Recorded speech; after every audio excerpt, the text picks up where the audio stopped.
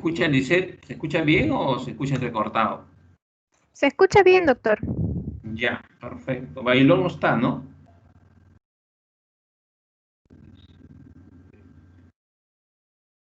Bien, Baltasar.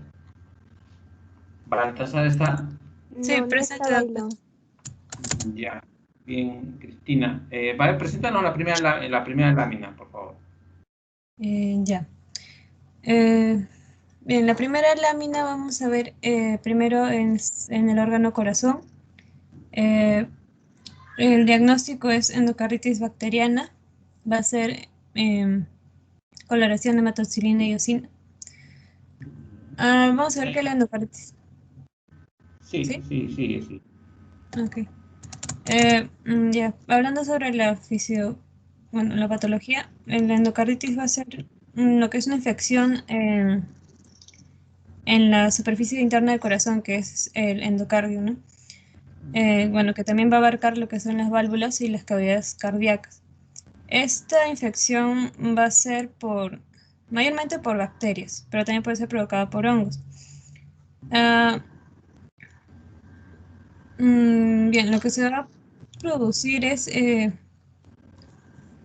pueden producir vegetaciones, que es un acúmulo de bacterias combinado con matriz extracelular. ¿Qué tipo de Y bacterias, qué tipo de bacterias son generalmente las que producen, ¿no? Comúnmente la endocarditis infecciosa? ya. Lo que he encontrado es, bueno, los cocos gram positivos. Es Ya. más. Por ejemplo, estas son bacterias que están en otros lados, por ejemplo, en la boca, y Ya. van a viajar. Ajá, van a viajar bueno, por el torrente sanguíneo hacia el corazón. Por ejemplo, puede ser estreptococos, ¿no? Ya. También Vale. puede ser provocado por... Bautista, está bien, Baltasar. Bautista Daniel, ¿está? Doctor, buenas tardes. Dígame. Bueno. Bien, ¿qué más, para Daniel, qué más has leído sobre endocarditis de tipo bacteriana? Ya tu compañera ha dicho que es una enfermedad, un proceso infeccioso que generalmente ataca a la cavidad interna del corazón, específicamente a las válvulas. Eso no quita que solamente sea válvula, sino a la cavidad interna del corazón, ¿no? Generalmente, pues, aquellos pacientes que usan prótesis o válvulas, prótesis de válvula, básicamente, o que sufren de alguna cardiopatía de tipo congénita, etcétera, etcétera, ¿no? ¿Qué más? Son producidas generalmente por cocos, ¿no? ¿Qué más? ¿Qué más has Bueno, leído? dentro de los géneros he leído que puede ser producido por Staphylococcus aureus y Streptococcus de betemolíticos de grupo A según la clasificación de Langenfeld. Y bueno, básicamente es eso, ¿no? Es una infección de la mucosa interna del corazón y las cavidades internas del corazón, del epicardio, que afectan más frecuentemente a las válvulas, ¿no? Y esto se debe a que hay personas que están más predispuestas a hacer este tipo de infecciones por cardiopatías de las válvulas genéticas o afecciones cardíacas, ¿no? Del endocardio, por si acaso, el endocardio, ¿ya? O sea, Ajá, del cavidades endocardio. internas, o sea, de la endocardio fundamentalmente, ¿no? También pueden formarse como especie de abscesos, ¿no? O digamos, presencia de pus, ¿no? Los cuales muchas veces producen embolias o en presencia de émbolos, ¿no? Sépticos, y estos viajan a través de todo el torrente sanguíneo, ¿no? Afectando a gran cantidad de órganos. Por eso es que un paciente con endocarditis de tipo, de endocarditis de tipo bacteriana, por no decir infecciosa, ¿no? Son pacientes que presentan diversas sintomatologías y de diversos sistemas, fundamentalmente el sistema cardiovascular. Pero eso tampoco no quiere decir que puede presentar problemas del sistema renal, etcétera, etcétera, ¿no?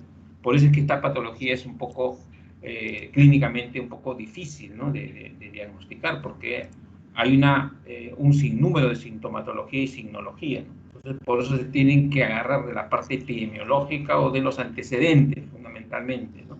Es un paciente que tiene prótesis valvular o que tiene una cardiopatía congénita anterior, de larga data, o ha sufrido endocarditis bacterianas de previas, o tiene alguna afectación, alguna valvulopatía. Entonces tienen que pensar ustedes como primera posibilidad, o como una de las posibilidades más cercanas, que puede ser portador de una endocarditis hipobacteriana. ¿Sí? Ahora, ¿qué más? O sea, estos agentes patógenos pueden penetrar básicamente, o casi siempre penetran por el torrente sanguíneo, pero también ¿qué otras áreas en las cuales pueden penetrar? ¿Han leído algo de eso? Bueno, doctor, yo he leído que, más que nada, que infecciones que hacen bacteriemias, pueden ocasionar, en este caso, endocarditis, ¿no? Claro. Por ejemplo, lo que tú dijiste hace un momento, ¿no? Afectación de mucosas, ¿no? Por ejemplo, pacientes que van, por ejemplo, al dentista, al odontólogo, ¿no? Y por motivos, pues, tienen algunas bacterias en la cavidad bucal, ¿no? Y digamos, el odontólogo no prevé esto, le hace una especie de curación, etcétera, y por las mucosas ingresan este tipo de agentes patógenos bacterianos y pueden, pues, bajar por todo el torrente sanguíneo y llegar al endocardio y ahí a formar lo que es las vegetaciones, ¿no? O los abscesos, microabscesos. Igualmente también por vía, a través de la piel, ¿no? También pueden entrar, claro, en menor proporción, pero también es otra vía de ingreso, ¿sí? De estos agentes patógenos, ¿sí? Por ejemplo, aquellos pacientes que sufren de amiloidectomía, le hacen, por ejemplo, de amígdalas, ¿no? Amigdalitis crónicas, los someten a una amidalectomía y a través digamos, si toda esa zona está infectada, pueden ingresar los agentes patógenos y producir este tipo de afectación, ¿sí? ¿No? Igual en el tracto gastrointestinal, por ejemplo, ¿no? Aquellos pacientes que sufren de esofagitis crónica o varices esofágicas, etcétera, etcétera. Entonces, hay una serie de factores o de vías de ingreso por las cuales hay que tener en consideración que estos agentes patógenos pueden ingresar y pueden causar este tipo de afectaciones, o sea, de endocarditis de tipo infecciosa. ¿Sí? Ojo, también tengan bastante cuidado cuando, por ejemplo, algunos de sus pacientes, ustedes cuando puedan, le colocan, por ejemplo, lo que llaman las ondas uretrales, y pueden afectar la mucosa vesical o uretral, ingresar los agentes patógenos y producir este tipo de afectación. Entonces, en conclusión, hay una serie de vías, ¿no? De ingreso por las cuales ustedes tienen que tener prácticamente un abanico de, digamos, vías de ingreso cuando estén frente a un paciente o una paciente que se sospecha de este tipo de afectación. Bien, Bautista, ¿no? Ya. Becerra, ¿está Becerra? Buenas tardes, doctor presente. Ya. ¿Me escucha? Claro, operado. Sí, ya estoy operado, doctor. ¿Ya estás bien? ¿No estás bien? Un poco dolorido, doctor, pero sí estoy bien. Postergado el seminario para que estés bien y que pongas bien, por supuesto. ¿Ya? Sí, muchas gracias, doctor. Le agradezco bastante. Bien. ¿Qué más? ¿Has leído algo más para ver de endocarditis bacteriana? ¿Qué más? ¿Algo Sí. más que puedes aportar? Bueno, había leído que el cuadro clínico y su evolución se puede presentar de forma aguda, subaguda o crónica, acompañados de fiebre de predominio vespertino, ¿no? Con alta sospecha clínica en caso de síndrome febril, ¿no? De 2 semanas de evolución, con un antecedente de patología valvular también. Claro que el 90% de los pacientes que, bueno, según he leído, suelen cursar con fiebre, ¿no? Es el mayor signo, ¿no? Que puede haber manifestaciones embólicas y también inmunológicas. Sintomatología general que es inespecífica como la astenia, ¿no? Por ejemplo, ¿no? También la dinamia y la hiporexia. Y también la pérdida de peso gradual. Sí, eso más que todo, doctor. Cuando tenga un paciente que sospecha de una valvulopatía, ¿no? Y es un paciente que empieza a hacer fiebre, pero de etiología terminal, una posibilidad también de que piensen ustedes que es una endocarditis, también hay que bajarlo.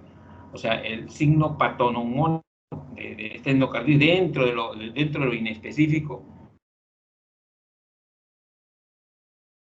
pero de origen desconocido. Entonces, eso es lo que hay que ustedes valorar desde un punto de vista ya clínico. Bien, Kawina está presente. Kawina está presente. Ya. Cárdenas. Sebastián está. Doctor, muy buenas tardes. Mi apellido es Calderón. Ah, Calderón, ¿no? Calderón. Claro, estaba confundiéndose con Melo, una alumna antigua. Disculpe. Sí, Calderón. Sebastián, ¿sí? Sí, Calderón Melo. Ya, perfecto. Bueno, ya hemos hablado bastante, creo que la parte de la fisiología, fisiopatología, etiología, etc. Ahora sí centrémonos básicamente a lo que nos interesa, ¿no? La parte de la macroscopía. ¿Qué es macroscópicamente? ¿Qué características macroscópicas tiene una endocarditis de tipo infecciosa? O en este caso bacteriana, ya. Tratemos de centrarnos, cuando hablamos de endocarditis bacteriana es porque el factor etiológico es, el agente patógeno es una bacteria, básicamente. Porque ya, como dijo sus compañeros anteriormente, puede ser hongo, puede ser otro agente patógeno, que puede causar, pero ya, macroscópicamente, ¿qué es lo que vamos a observar en una endocarditis bacteriana, macroscópicamente? Bueno, macroscópicamente, dentro de las manifestaciones clínicas, las que más nos indican que hay una, bueno, esta enfermedad es la presencia de los nódulos de Osler, que se presentan en las extremidades, en los espejos de los dedos. También hay que buscar las petequias, que se forman, estas se forman por la diseminación en la circulación periférica de los émbolos formados por las vegetaciones de los abscesos en el endocardio. También otro signo clínico que determina esto es las manchas de, bueno, lo encontré como Janeway, pero también bueno, en una descripción en un video vi que lo mencionaban como Haneway. No sé cuál de las dos será la correcta. Que son manchas que aparecen en las palmas de la mano y en la planta de los pies. Justamente como se están formando estos émbolos, también podemos encontrar infartos, infarto cerebral, podemos encontrar infarto cerebral, abscesos, que justamente por lo mismo que estaban viajando agentes infecciosos como el Staphylococcus aureus, el Streptococcus epidermidis, entonces empiezan a colonizar los lugares en los que obstruyen. Bueno, también pueden producir hemorragias. Eso desde un punto de vista clínico, ¿no? Pero desde un punto de vista ya anatomopatológico, ya macroscópicamente, la endocarditis, de acuerdo a todo lo que has leído, de acuerdo a todo lo que ya hemos señalado previamente, todo esto de la parte de la fisiopatología, dónde se focaliza, cómo se focaliza, quién es el agente patógeno, qué es lo que produce. Entonces, macroscópicamente, para yo decir, esta es una endocarditis de tipo bacteriana, ¿qué es lo que tengo que observar fundamentalmente en el endocardio? Diría los nódulos de Osler. Ya. O sea, la presencia, básicamente, hablan de vegetaciones, ¿no? Presencia de vegetaciones, adheridas ¿a dónde? ¿Desde dónde parten? Desde los abscesos endocárdicos. Ya. Ojo, una cosa es hablar de abscesos y otra cosa es hablar de vegetaciones, por si acaso. Los abscesos son como una especie de, digamos, estructuras globulosas o, digamos, quísticas, en las cuales están, donde encontramos otros pus. Pero cuando hablo de vegetaciones, es algo sólido, Sí, Claro, claro. es algo sólido. Entonces, ojo, no confundamos abscesos con vegetaciones. Claro, no, Los sino que claro, característicos, lo usan como anclaje, según lo que he leído, ¿no? Usan el absceso como un anclaje. claro. Lo que caracteriza fundamentalmente a la endocarditis bacteriana cuando a través podemos observar, y eso hay que ser bastante cautos, porque hay que tener bastante experiencias, por ejemplo, en un ecocardiograma, nosotros podemos o se puede observar la presencia de estas vegetaciones. Muchas veces se puede confundir, pero antes de cualquier otro, digamos, uno clínicamente, biológico, etcétera, ya sospecha de una endocarditis bacteriana, ¿no? Entonces, y que este paciente cursa con fiebre de etiología determinada, con una serie de alteraciones del sistema cardiovascular, lo primero que ustedes tienen que hacer es solicitar digamos, un ecocardiograma, ¿no? O digamos, un procedimiento auxiliar que me determine la imagen cardíaca. ¿Sí? Entonces, cuando ya uno ve prácticamente, puede observar las vegetaciones, ¿no? Mediante estas técnicas de imagen cardíaca. Se puede observar. Entonces, ahí es donde se puede hacer el diagnóstico. Y el tratamiento, bueno, lógicamente sí hace el diagnóstico. Pero muchas veces no se llega a ese diagnóstico, ¿no? Porque el paciente, como ya he repetido varias veces, este paciente, su sintomatología y sinología es variada.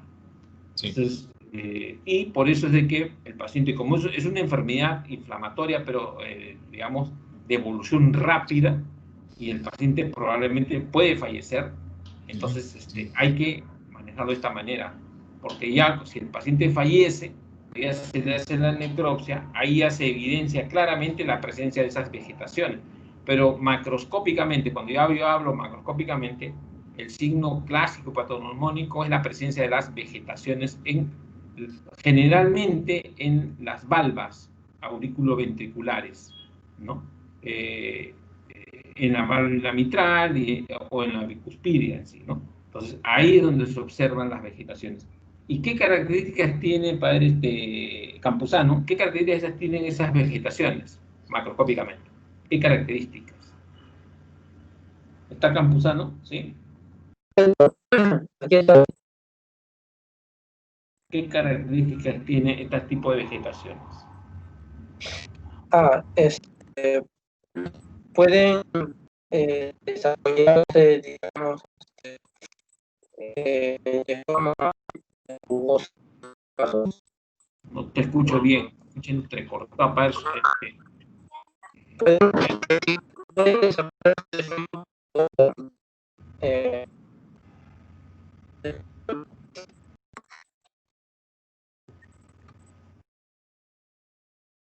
Se cortó. No te sí, escucho doctor. nada. ¿Ah? Decía que sí, que pueden en algunas vegetación rugosa, ¿no? Como usted lo dijo, Pero para Lisette, para ver qué características tienen estas vegetaciones, qué características tienen. Ya. Son lesiones friables, Ya. voluminosas y potencialmente destructivas que contienen fibrina. También tienen células inflamatorias y bacterias u otros microorganismos que también podría ser, ¿no? Ya los mencionados como el Staphylococcus aureus, que es el más común, o el Streptococcus viridans. Son estructuras de aspecto arborescente, ¿no? Miren como esta de acá, no sé si están viendo la foto, ¿no? Que está en pantalla, en el PPT, ¿no? Y observen, estas son estructuras como especie de vegetaciones, son estructuras arborescentes, como la vez pasada dije, ¿no? Como especie de brócoli, algo parecido al brócoli, claro, más chiquito, lógicamente, pero así el brócoli que ustedes lo agarran y son bastantes bolitas, como arbolitos, ¿no? Que ustedes lo tocan y se desvanece, ¿no? Entonces, esas estructuras arborescentes, macroscópicamente, que se apegan a las válvulas, ¿no? Acá, no sé si ven el puntero, ¿no? Que se mueve, Estas son estructuras arborescentes que van creciendo. ¿Y por qué son estructuras arborescentes? Que van creciendo porque todo eso son bacterias, ¿no? Son bacterias que se van juntando, y en algún momento esas estructuras arborescentes se desprenden, ¿no? Y no solamente se puede adherir a las válvulas o a las valvas, sino también al endocardio, a las paredes del endocardio, porque casi siempre es a nivel de las válvulas en sí, ¿no? No sé si ya se movió esto.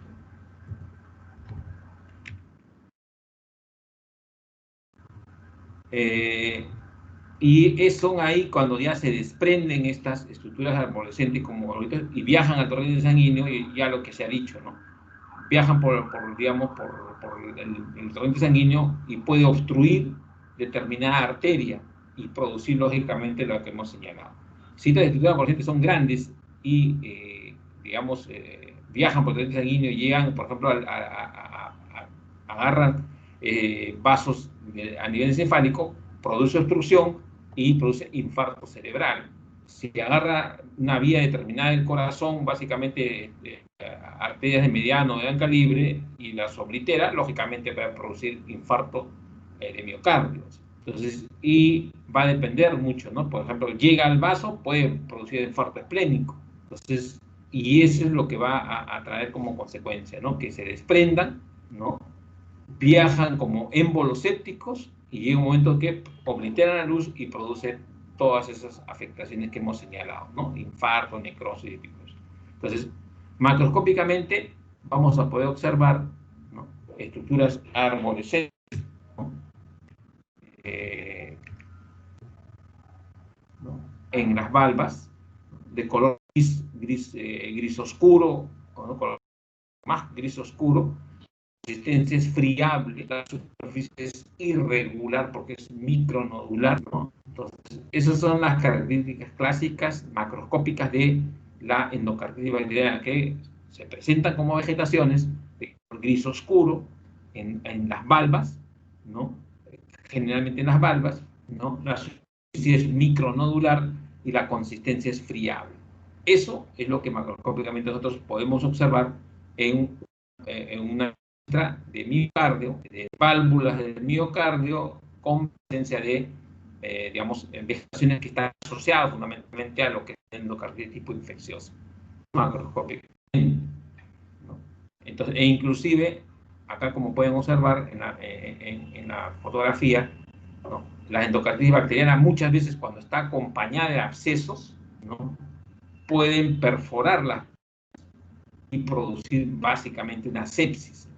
Por eso es que el paciente que es portador de una endocarditis hay que tratarlo rápidamente, porque si estas vegetaciones crecen, pueden producir lo que hemos señalado, o muchas veces la endocarditis está asociada a la formación de abscesos a nivel del miocardio, y estos abscesos pueden producir perforación y lógicamente con todas las consecuencias cardiológicas que ya nos imaginemos. Entonces, eso es macroscópicamente lo que podemos observar en una endocarditis tipo bacteriana. Para el Carrizo, microscópicamente, Carrizo está... Doctor, Luis, Carrizo. Presente, doctor, ¿me escucha bien? Microscópicamente, ¿qué vamos a poder observar? Bueno, Microscópicamente, ¿qué es lo que estamos viendo? Lo que se va a observar principalmente van a ser, de acuerdo, ¿no? Si es infecciosa o no infecciosa. Si es infecciosa va a ser notoriamente la presencia de las bacterias. Al tener la presencia de la bacteria va a crear una consistencia y principalmente va a haber necrosis. Como sabemos, la necrosis va a estar conjunto con una insudación, una trombosis. Y bueno, microscópicamente la endocarditis bacteriana se caracteriza por la presencia de acúmulo de bacterias, ¿no? Esas estructuras medias negruzcas que ustedes observan, ¿no? En el microscopio. Acá no se mueve mi puntero, ¿no? Esto de acá, por ejemplo, acá son acúmulos de bacterias, ¿no? Esto de acá, acúmulos, ¿no? O sea, como especie de émbolos sépticos de bacterias. Y alrededor de ellos, y alrededor de ellos, ¿no? como como parte de, digamos, de la formación de vegetante, vamos a encontrar infiltrado inflamatorio, severo infiltrado inflamatorio de tipo agudo, dependiendo algunos linfocitos que ya me estaría indicando que es un proceso infeccioso subagudo o ya tendiendo a la cronicidad, ¿no?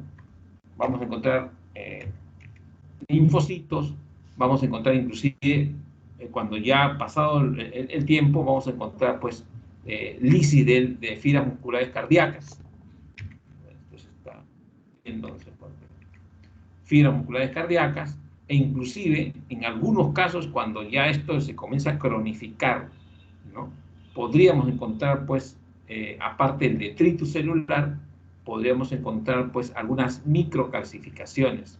Pero estas microcalcificaciones básicamente están formadas por la larga data, ¿no? Casi siempre en los de tipo crónicas se pueden encontrar en unos casos. Y necrosis. Entonces, microscópicamente, presencia de bacterias, ¿no? Acúmulo de bacterias. En segundo, que es de color gris negruzco, oscuro, así. En segundo lugar, en el componente inflamatorio, severo infiltrado inflamatorio tipo agudo o crónico, en el caso de que la bacteriana pase más de 5 o 7 días, uno dice, ¿no? Después, necrosis propiamente dicha, entonces criterio. Detritus celular alrededor de toda digamos, que conforma parte digamos, de la vegetación, y en algunos casos microcalcificaciones. Entonces, todos esos elementos que hemos señalado, esos 5 elementos, los cuatro son los principales, es lo que caracteriza y lo que vamos a encontrar en una lámina de una vegetación encontrada macroscópicamente en el endocardio y que le hemos llevado para el proceso, digamos, el procesamiento de la lámina, de la muestra, que termine en una lámina, ¿no? Repito, acúmulo de bacterias, severo componente inflamatorio tipo crónico o agudo, básicamente, generalmente casi siempre agudo, ¿no?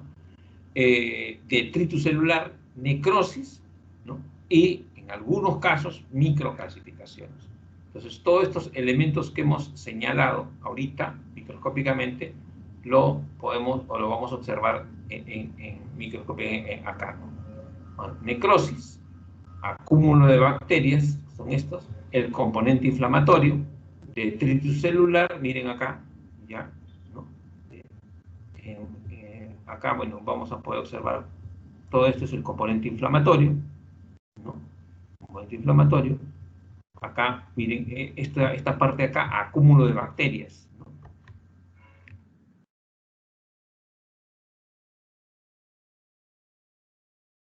No sé por qué se está moviendo, ¿eh? Necrosis.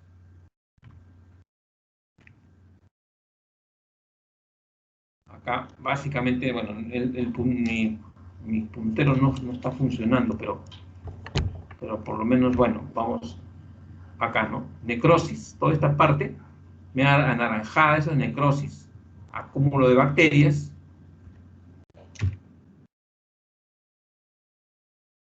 el componente inflamatorio, y adelante podríamos ver la idea de que como una especie de microcalcificación, ¿no? Pero eso es en el caso, en casos ya cuando ya el tiempo de enfermedad es más de 7 a 10 días, ¿no? O más de 10 días. Así. Entonces, esos son 5 criterios microscópicos primarios de la endocarditis tipo bacteriana. Acá, bueno, ya esto hemos visto, acá mayor aumento, ¿no? Y acá para ver el infiltrado inflamatorio tipo agudo con depósitos de fibrina, ¿sí, no? Y si pueden observar en el lado ya endocárdico no afectado, vamos a encontrar gran cantidad de vasos pequeños, pero con marcada congestión de los mismos y leve o moderado engrosamiento de la pared de los mismos. Entonces, esas son las características, criterios primarios microscópicos de una endocarditis tipo bacteriana. ¿Hasta ahí alguna pregunta, algún comentario? Bien. Doctor, disculpe, doctor, el infiltrado inflamatorio con depósito de fibrina también es una característica, pero solo en algunos casos o siempre. No, siempre, siempre. La fibrina sí se da casi siempre, ¿no? Es más todavía, la fibrina la vamos a encontrar en una primera fase, con los polimorfos nucleares y la fibrina. Pero ya cuando comienza ya a haber mayor cantidad de fibrina, ya se puede pensar de que ya estaríamos entrando un poco a la fase subaguda. Pero en la fase aguda vamos a encontrar polimorfos nucleares, aparte de los abscesos, de los gérmenes, de las bacterias, de los cúmulos de bacterias, vamos a encontrar depósitos de fibrina. Y ya posteriormente, ya cuando entra la fase subaguda o crónica, hablo de tiempos, ya podemos encontrar ahí la formación de microcalcificaciones. ¿Sí? Pero fibrina vamos a encontrar en la fase aguda, propiamente dicha, ¿no? Bien, ¿alguna otra pregunta? ¿Algo? Bien, si no hay ninguna otra pregunta, vamos a pasar a la segunda lámina del día de hoy. Para ver, Casas Reyes está. Casas Reyes. Sí, doctor, buenas tardes. ¿Me escuchan? Sí. Perdón, ya. antes de terminar, por si acaso, ¿no? En lo que se refiere, le faltaba precisar algo en la enfermedad bacteriana. Como es una enfermedad sistémica y de evolución rápida, ¿no? Ojo, tenemos que hacer el diagnóstico rápido. Evolucionan básicamente, la evolución es grave y estos pacientes pueden fallecer si es que nosotros no hacemos un diagnóstico rápido y certero. Entonces, en conclusión, si ustedes tienen pacientes, la epidemiología es básico, ¿no? Pacientes si sufren una valvulopatía, etcétera, tiene problemas diversos, hay una temperatura, digamos, de etiología indeterminada y presenta varias sintomatologías, digamos, del sistema cardiovascular, y otros son los afectados. Entonces, de frente, ustedes, ¿no? Un ecocardiograma para ver la posibilidad, pues, de que observen las vegetaciones. Observen vegetaciones en las válvulas ventriculares de cajón ya, perfecto. Hay otros, digamos, estudios imagenológicos más específicos que ya ustedes a su debido tiempo van a saberlos, y con eso hacen el diagnóstico y el tratamiento. Sí, es un tratamiento agresivo, pero le salvan la vida al paciente. Pero si ustedes dejan que se formen las vegetaciones, que se produzcan los émbolos sépticos, comienza a disparar por todo el organismo, paciente candidata a fallecer. Entonces, tratemos de digamos, centrarnos en esto, ¿no? En la clínica, epidemiología y la parte macroscópica. Por eso es importante hacer esta correlación clínico-patológica, ¿no? Bien, eso es lo que quería más o menos para redondear la idea de la que es endocardita bacteriana. Bien, para Casas, Ya. la segunda lámina. ¿Sí? Bueno, la siguiente lámina corresponde a la miocarditis reumática, el órgano es el corazón y la coloración es hematoxilina eosina. Bueno, la miocarditis es una inflamación del miocardio que puede causar arritmias y se debe principalmente por una infección. Y bueno, la característica principal es que hay una afectación valvular fibrótica deformante y ataca principalmente a la válvula mitral. Puede generarlo pocos del grupo A, eso fue lo que encontré. Y también puede haber presencia de coágulos. Y una pregunta, ¿la miocarditis generalmente es producida por qué? Hay varios factores etiológicos, ¿no? Pero así como, por ejemplo, la endocarditis infecciosa puede ser producida por bacterias. Dentro de las bacterias ya señalaron las más frecuentes, puede ser producida por hongos. Una infección viral. Generalmente la miocarditis se presenta o es originada por qué. Una infección viral. Claro, ya, o sea, eso también tener en consideración bien claro. Generalmente las miocarditis se asocian fundamentalmente a un factor etiológico de tipo viral, que es lo que va a hacer, va a presentar igual, algo parecido también, ¿no? Por diversas signologías y sintomatología del aparato cardiovascular. ¿Qué más? ¿Qué más? ¿Qué más has leído, padre? Bueno, y de ahí que la miocarditis puede producir dilatación cardíaca, también puede provocar una insuficiencia valvular mitral y una insuficiencia cardíaca. Es todo lo que he leído acerca de miocarditis. Ojo, también algunos medicamentos pueden producir, ¿no? Cierta reacción del miocardio y fundamentalmente producir esto, ¿no? No solamente la infección viral, sino la ingesta de algunos medicamentos, ¿no? Pueden producir este tipo de digamos, patología en sí, ¿no? ¿Qué más? ¿Qué más has leído? Bueno, y acerca de ya hablando microscópicamente, que se iba a observar macroscópicamente ¿cómo hay algunas características macroscópicas?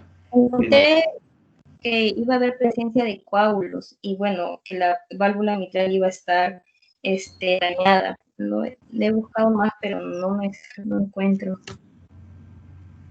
Generalmente, digamos, lo que nosotros podemos observar, inclusive por una, digamos, un ecocardiograma, cualquier examen auxiliar radiológico, lo característico es el engrosamiento de la capa media del corazón. Hay un engrosamiento marcado, va a depender del mismo proceso inflamatorio infeccioso en sí, más que todo por el inflamatorio en sí. Entonces, por eso es que el paciente, pues, cuando tiene los principales signos y síntomas que tiene el paciente con una miocarditis reumática, aparte del factor etiológico, ustedes ya saben ya, es básicamente, pues, un dolor intenso, como una especie de digamos, en la zona del miocardio, ¿no? El paciente tiene un dolor intenso en la zona del pecho, en la parte anterior, es un paciente que presenta fatiga, ¿no? Arritmias, dificultad en muchos de los casos para respirar, pero es un paciente que presenta sintomatología y sinología cardiorrespiratoria. ¿Sí? En esos dos, digamos, elementos semiológicos se mueven. Un paciente que presenta sintomatología cardiorrespiratoria. Entonces, eso es lo que tenemos que tener claramente, ¿no? Bien, para ver Casas, ¿no? Bien, para ver Chinchay. Chinchay, Buenas ¿está tardes, presente? doctor. Sí. Buenas tardes. ¿Qué más para ver Chinchay? ¿Qué más has leído?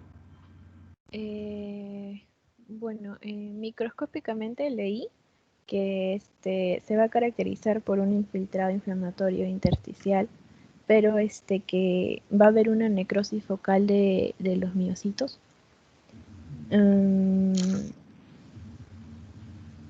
Y que también va a predominar el infiltrado linfocítico.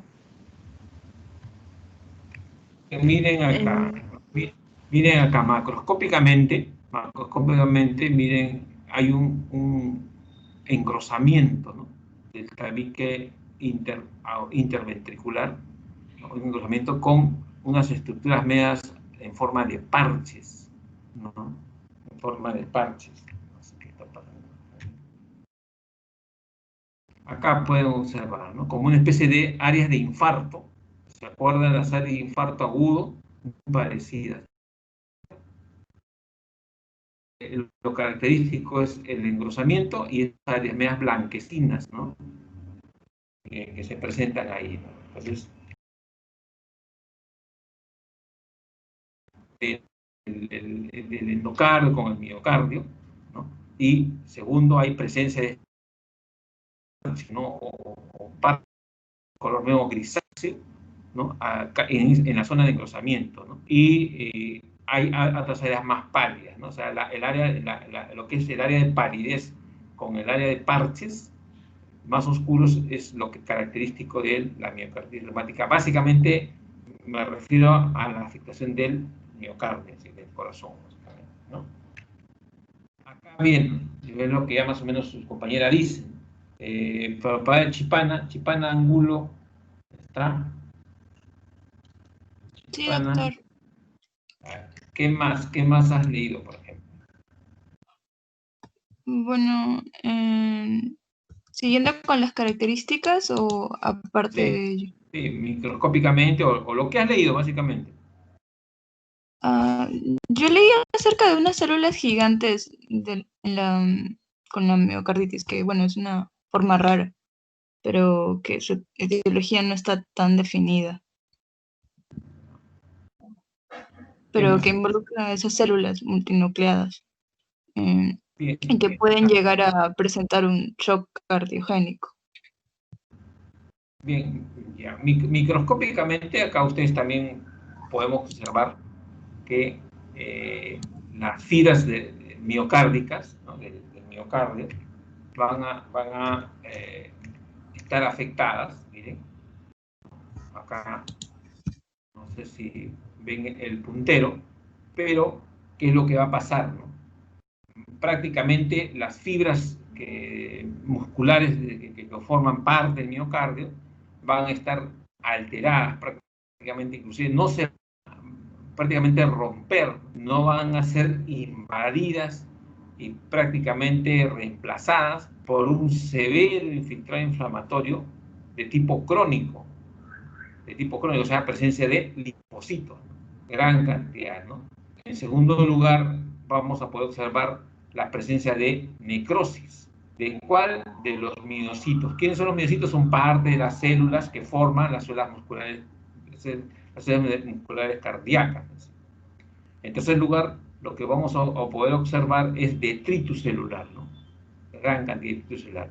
Y en cuarto lugar, vamos a observar que alrededor de la zona afectada vamos a observar gran cantidad de vasos, pero con paredes totalmente gruesas, engrosamiento de los vasos con disminución de la luz y afectación de la pared con células inflamatorias. Entonces, estos son los 4 criterios que nosotros tenemos que observar en lo que es miocarditis de tipo reumática. Uno, va a haber alteración de las fibras musculares cardíacas por la invasión y reemplazo de estas mismas por severo infiltrado inflamatorio de tipo crónico y agudo, muchas veces. Pero lo característico es la presencia de linfocitos que me está indicando la cronicidad. En segundo lugar, ¿no? En primer lugar es la ruptura o prácticamente el reemplazo de las células musculares cardíacas por el componente inflamatorio tipo crónico y agudo. En segundo lugar, vamos a poder observar la presencia de necrosis de los miocitos, o sea, de las células que forman parte de las fibras musculares cardíacas. Segundo criterio. Tercer criterio, vamos a poder observar, hay un engrosamiento, ¿no? de las paredes de los vasos, ¿no? de los vasos alrededor de la zona de necrosis. Y en cuarto lugar, lo que vamos a poder observar es que esas zonas digamos, de parches que se ven son, aparte que son constituidos fundamentalmente por células inflamatorias de tipo crónico y agudo, vamos a poder observar detritus celular, ¿no? O sea, detritus celular, con en algunos casos la formación de esas células multinucleadas, pero esas células se forman fundamentalmente, que son macrófagos, lógicamente, por la presencia de la necrosis, propiamente dicho, ¿no? Entonces, ese tipo de necrosis de los miocitos hacen de que se formen esas células, que no son comunes, no son frecuentes, pero que hay que tenerlas en consideración, ¿no? Bien, acá miren, es otro aumento, ven la generación de las células del miocardio, gran cantidad de células inflamatorias de tipo crónico y agudo, detritus celular. Aquí, bueno, no podemos ver estructura, sí hay acá, miren, acá, algunos vasos, ¿no? Este es esta es la luz de un vaso.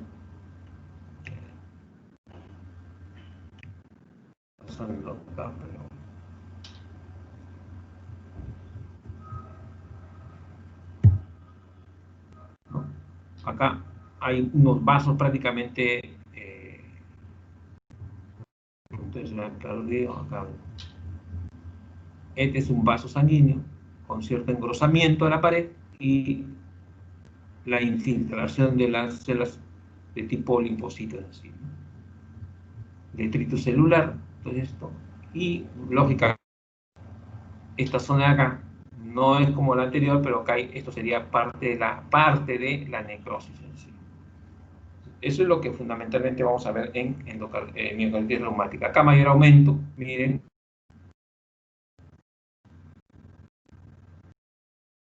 Doctor, no se ve, no sé si soy solo yo o se perdió la presentación porque me parece que se dejó de compartir. No sé si los demás ven o soy solamente yo.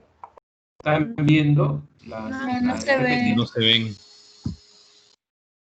No se ve ahora. No está presentando.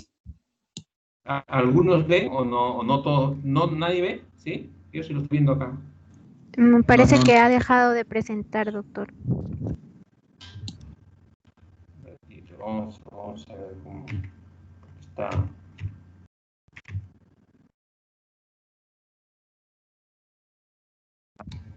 Solo vuelvo que lo vuelva a Ahí compartir. se ve. ¿Están viéndolo ahí? ¿No lo ven? No, yo no veo, creo que mis compañeros tampoco. De repente si vuelve a compartir, doctor, ¿podría de nuevo mostrarnos las diapositivas? Vamos a definir la presentación.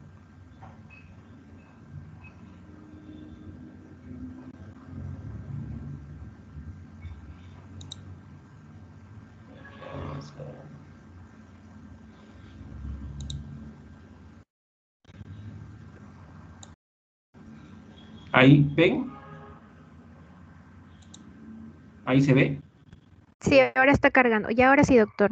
Solo que falta que lo ponga en presentación nada más. Y ahora sí, doctor, gracias. Sí, ahora sí. Entonces, eso es lo que yo les decía, ¿no? Ahorita más o menos en el puntero, ven el vaso, un vaso sanguíneo con su luz y un engrosamiento en la pared, el componente inflamatorio de tipo crónico, linfocitos, gran cantidad de linfocitos, ¿no? Células endocárdicas en lisis. Prácticamente todo este componente inflamatorio ha infiltrado, ha invadido y ha roto prácticamente produciendo necrosis de las fibras musculares cardíacas. Entonces, eso es lo que caracteriza a la miocarditis reumática, afectación del miocardio, necrosis de células de fibras musculares cardíacas.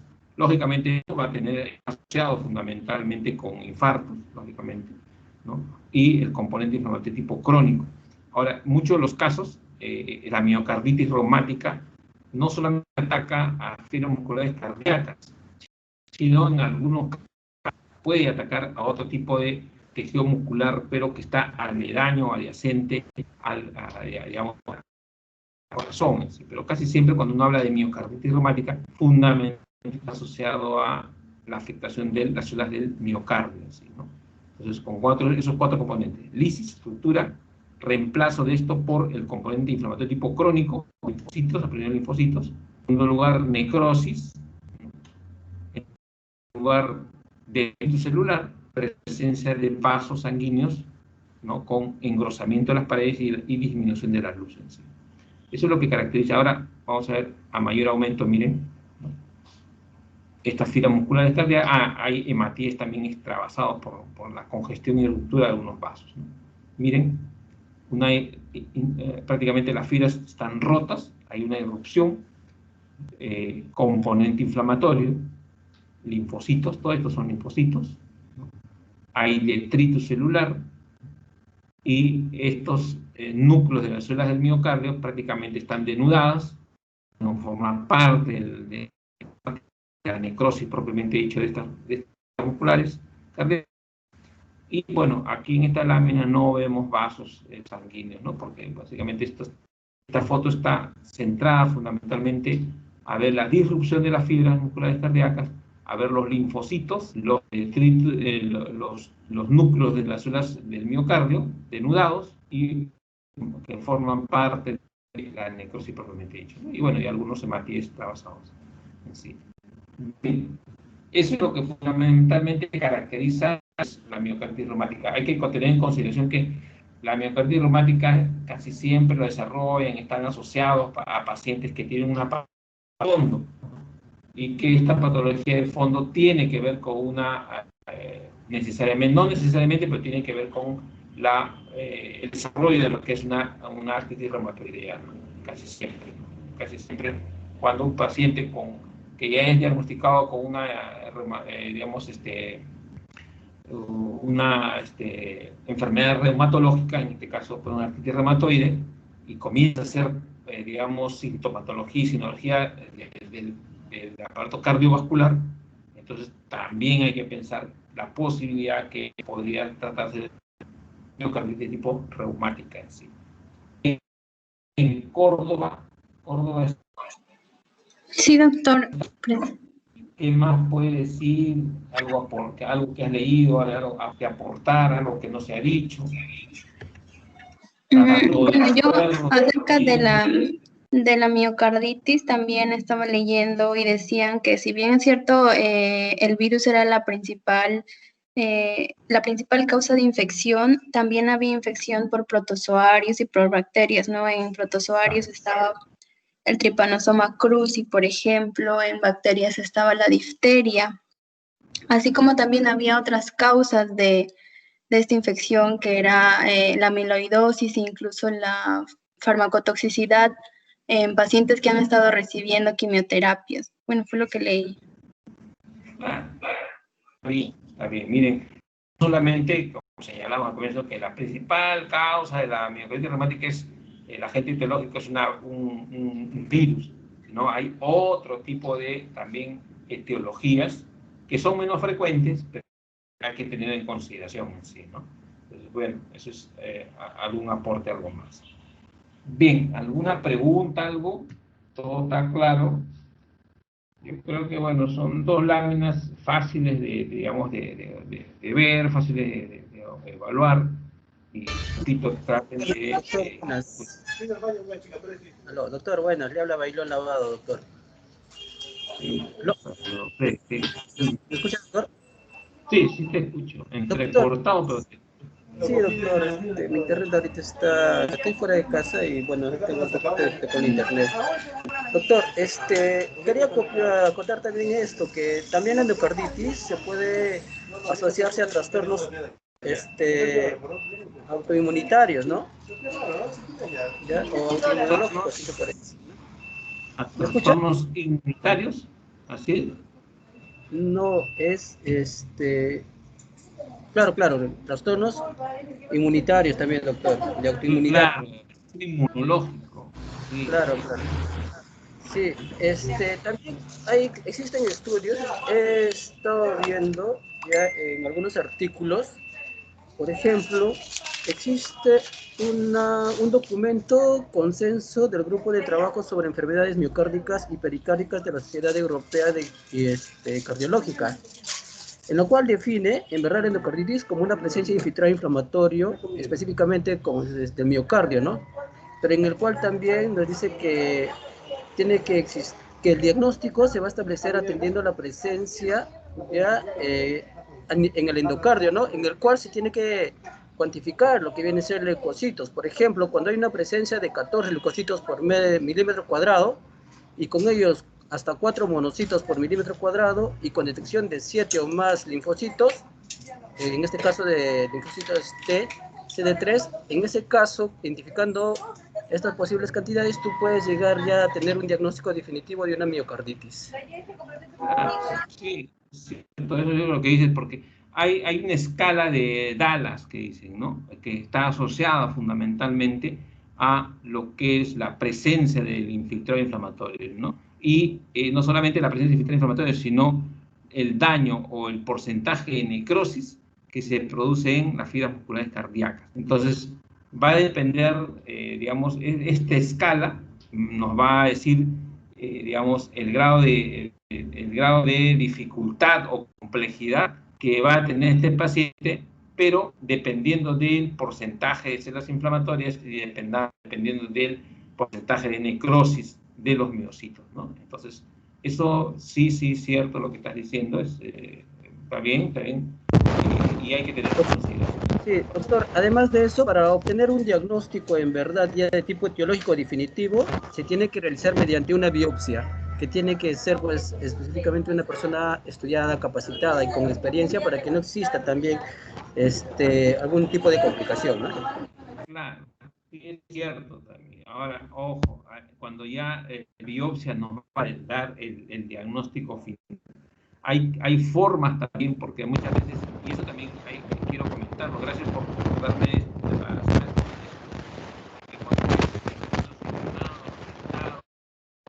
tengan un paciente y quieren llegar al diagnóstico final y hacen su biopsia, ojo, no es una biopsia común y corriente, no es una biopsia que se toma en forma tubular y tienen que extenderla, ¿no? A veces toman la biopsia de la parte del tejido muscular y la mandan, y el mismo tejido, como es un tubito chiquitito, se dobla. Entonces uno ya no puede ver, cuando ya lo procesan, inclusive no lo procesa, dobla la biopsia, que es Doctor, disculpe. ¿Sí? Doctor, se le escucha como interferencia. No se escucha bien, como si estuviera con un audífono y no se escuchara bien. No, estoy Ahora acá. sí, No, ahora ahí, sí, ahora sí. Ya, ahora sí. Entonces, un poco más que todo para que tengan alguna idea de que cuando tomen una biopsia de un paciente con miocarditis reumática, sacan una biopsia de tejido muscular y esas biopsias son como tubitos y ustedes tienen que extenderlos. De repente un pedacito de una gasita, o si tienen una maleta delgadita con un palito de chupete, un bajalengua, cortan un pedacito, le extienden así bien lineal, la fijan en formol y eso se va a procesar. Entonces, ya el patólogo va a poder observar en forma correcta, porque a veces se dobla, se rompe, y al momento de romperse en forma mecánica, ¿no? Ya uno no tiene la capacidad para poder valorar la integridad de la biopsia. O sea, hay una serie de factores que, bueno, ya eso los patólogos sí tenemos que tener en consideración cuando evaluamos este tipo de muestras, ¿no? De las biopsias, ¿no? Especialmente las biopsias de tejido muscular. Entonces, eso ya posteriormente de repente se va a tocar, pero yo les, ¿no?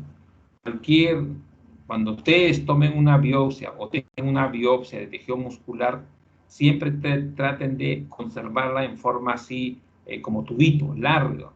Ustedes toman, se rompe y ya es. La mejor manera es con una gasita o con un bajalengua, cortan un pedacito de maderita, la ponen ahí, y se conserva larguita. Entonces, cuando ya se procesa toda la muestra, sale íntegra, y ahí uno puede hacer un diagnóstico más adecuado, más certero, ¿no? Pero si no, a veces por artefactos, como la ruptura de la biopsia, se puede confundir una patología con otra, ¿no? O sea, fíjense, hay un montón de criterios, de cosas que los patólogos tenemos que tener en consideración para procesar las muestras, para fijarlas bien y hacer una buena lectura, y por lo tanto, si se hace una buena lectura, se hace un buen diagnóstico, ¿no? Mientras tanto, muchas veces no se hace un buen diagnóstico. Por eso es que a veces ustedes, de repente, algunos patólogos, ustedes ven que los diagnósticos son recontra descriptivos, en otras palabras, no les dicen nada, los confunden, porque lo que ustedes van a tener es de que el diagnóstico de tomar una biopsia sea un diagnóstico contundente, ¿no? O sea, que le diga, sí, es esto, B, C, D y Z, entonces, para que ustedes puedan proceder al tratamiento, ¿no? Entonces, eso es el trabajo interdisciplinario. Bien, ¿algún otro comentario, alguna pregunta? Bien, Bailó, gracias por tu aporte. ¿Hay ninguna otra pregunta? Bueno, Doctor, se escucha con interferencia. Doctor, una consulta. Las muestras que usted está mencionando, ¿siempre se realizan en cadáveres o se puede hacer una cirugía y de ahí sacar alguna muestra en una persona? Claro, o sea, miren. No se me escucha bien porque está con interferencia. Ahora. Sí, igual. No. Ahora, ¿qué es? Miren, Sigue una interferencia. Sí. Hace un momento sí estaba muy bien porque se escuchaba perfecto, doctor. Ahora, vale.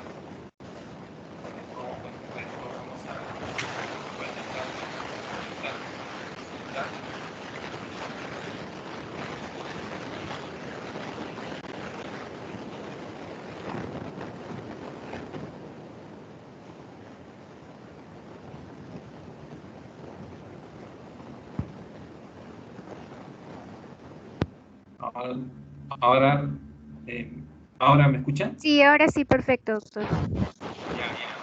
Estoy anclando mi celular con la laptop.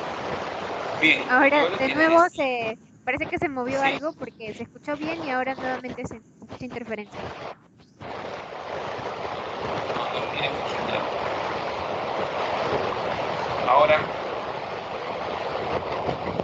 ¿se escucha? Escuchando una interferencia.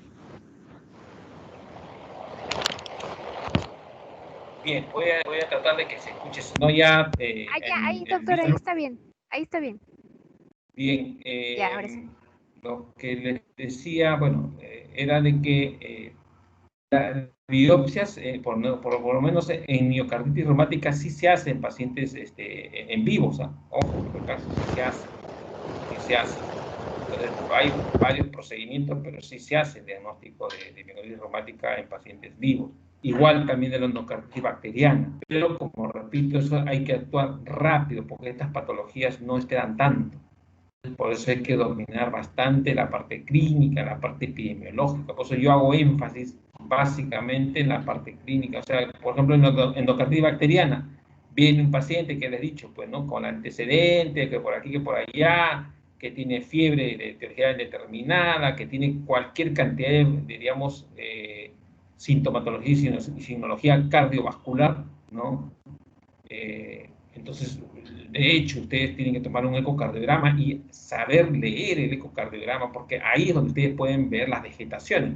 ¿Ven vegetaciones? Perfecto, ya está ya el diagnóstico. Entonces, bueno, pueden por catéter, por una serie de procedimientos de se puede llegar a ese tipo digamos, de muestra y sacarlo. Vamos a lograr sacar la vegetación y ahí está el diagnóstico. Bueno, en el caso de miocarditis reumática, igual también, tener en consideración la parte epidemiológica. Yo les he dicho casi siempre que el comportamiento de una paciente con miocarditis reumática, lógicamente también es cardiovascular, básicamente cardiorrespiratorio, asociado a un proceso viral, ya ustedes saben cómo es el comportamiento viral, y que como factor etiológico la mayoría tiene de fondo una artritis reumatoidea, ¿no? O una enfermedad de tipo autoinmune. Y por eso también, bueno, ahorita algunos de sus compañeros comentó que también era una enfermedad de tipo inmunológica. Sí, está asociado. Entonces, si ustedes cuentan con todos esos elementos, ya digamos, por ejemplo, el cirujano cardiovascular puede tomar una biopsia de la zona afectada y con todas las consideraciones del caso que hemos señalado, la forma como se fija, cómo tienen que manejar la biopsia, se hace el diagnóstico. ¿Sí? Algunos dicen, no, bueno, se hacen casi de pacientes fallecidos, ¿no? Pero personas fallecidas, ¿no? Sí, en muchos de los casos como se hacen. ¿Por qué? Porque como son tan lancinantes estas enfermedades, muchas veces se demoran. Por eso el reto de ustedes es no demorarse en eso. No demorarse, tienen que manejar su epidemiología, su clínica, básicamente eso, ¿no? Y hacer, pues, no hacer una dirección, direccionar los exámenes de ayuda diagnóstica, ¿no? Entonces, eso es lo que fundamentalmente tenemos que recalcar. Bien, ¿se escucha? ¿Sí, no? Sí, doctor, se escucha muy bien, gracias. Doctor, mi compañero Campuzano ha escrito en el chat porque él tuvo problemas cuando usted le preguntó y él dice, doctor, tengo problema de conexión, pero yo no puedo prender el micro. Quería comentarle que en el caso de carditis reumática he leído que también se ven nódulos de Aschops y los miocitos de Aritz-Shaw. No sé si se refiere lo mismo que a miocarditis. Sí, bueno, eso entonces sí le escuché también. Sí, entonces, Campuzano, Suyón, Orestes, ¿no? ¿Sí? Sí, Campuzano, Suyo, Albeniz, Orestes. Sí, doctor. Sí, ya, sí, no hay problema. Bien, muchachos. Bueno, entonces por el día de hoy nos vamos a quedar acá. Ojo, el día lunes vamos a continuar con las prácticas, ¿ya? Con las prácticas.